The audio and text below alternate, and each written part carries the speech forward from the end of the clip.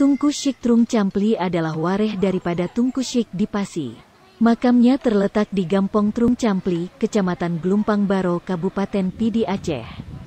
Ia adalah seorang ulama terkemuka pada masa Sultan Iskandar Muda abad ke-16. Ia juga ahli di bidang perikanan. Makam Tunku Syik Trung Campli ditutupi dengan kain putih berlapis kain hijau. Dan sebuah bangunan melingkupi areal makam. Sekarang ini makamnya sering dikunjungi peziarah. Di areal makam terdapat balai-balai pengajian. Adapun di samping itu ada sebuah masjid yang dibangun pramodern. Masjid itu bergaya arsitektur klasik. Di dalamnya terdapat sebuah mimbar peninggalan kuno. Mimbar itu terbuat dari kayu, dengan ukiran-ukiran seni pahat yang indah. Di dalam masjid terdapat pula sebuah beduk. Biasanya beduk berfungsi ditabuhkan saat menyuarakan informasi kepada masyarakat. Menurut amatan tim Pante, ada sebuah sumur tua yang masih utuh di sekitar masjid yang dipergunakan sebagai tempat bersuci. Sumur sebesar itu sudah langka ditemukan sekarang ini. Sepertinya sumur itu digali pada tahun 1330. Salah seorang Kujrun Blang, Tunku Andit mengatakan bahwa berbagai tradisi yang diwarisi Tunku Syik masih berlangsung terlaksana dalam kehidupan sehari-hari masyarakat, sebagaimana dahulu kala saat Tunku Syik masih hidup. Tradisi itu berupa kenduri turun ke sawah, dan adat menepung tawari padi kala panen tiba.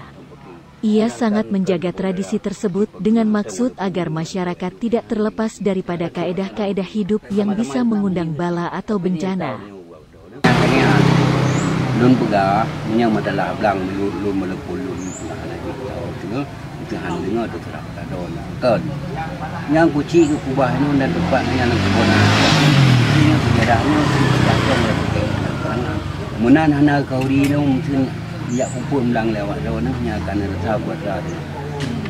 Lun kubah cara hana kubah hana buat tandu. Tapi hana mukul berau.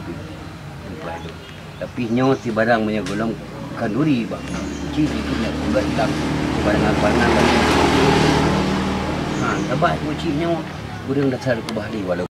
Sebagai seorang petua, ia juga menyatakan agar generasi Aceh yang akan datang jangan sampai melupakan sejarah Tunku Syik Trung Campli.